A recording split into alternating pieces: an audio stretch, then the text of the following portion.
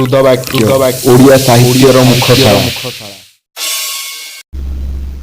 ଶୁଣ ଟିକେ ସେ କହୁଥିଲା ମତେ ଶୁଣ ଟିକେ ପ୍ରେମ ଏକ ମହମ ଘର ସନ୍ଦେହର ନିଆଁ କେବେ ନ ତରଳାଉ ଏଇ ଘରକୁ ମୁଁ କହେ ଯେଉଁ ହୃଦୟରେ ସାମାନ୍ୟ ସନ୍ଦେହ ଅଛି ସେଇଠି କିଛି ଅଲଗା ହୁଏ ପ୍ରେମ ବିଲକୁଲ ହୁଏ ନା।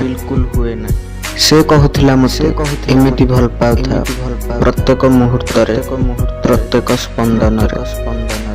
ମୁଁ କହେ ପ୍ରେମ ତ ମୁଁ ତମଠୁ ଶିଖିଲି ତମଠୁ ଆରମ୍ଭ କଲେ ଏଇ ଯେମିତି ତମକୁ ଭଲ ପାଇବା ଛଡ଼ା ମତେ ଆଉ କିଛି ଆସେନା।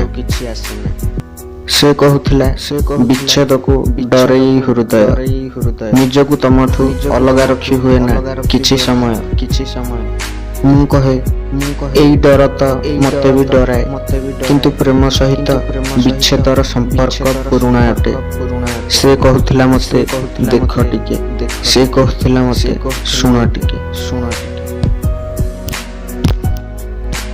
ଏହିଭଳି ଅନେକ କବିତା ପାଆନ୍ତୁ ଆମ ଚ୍ୟାନେଲକୁ ସବସ୍କ୍ରାଇବ କର।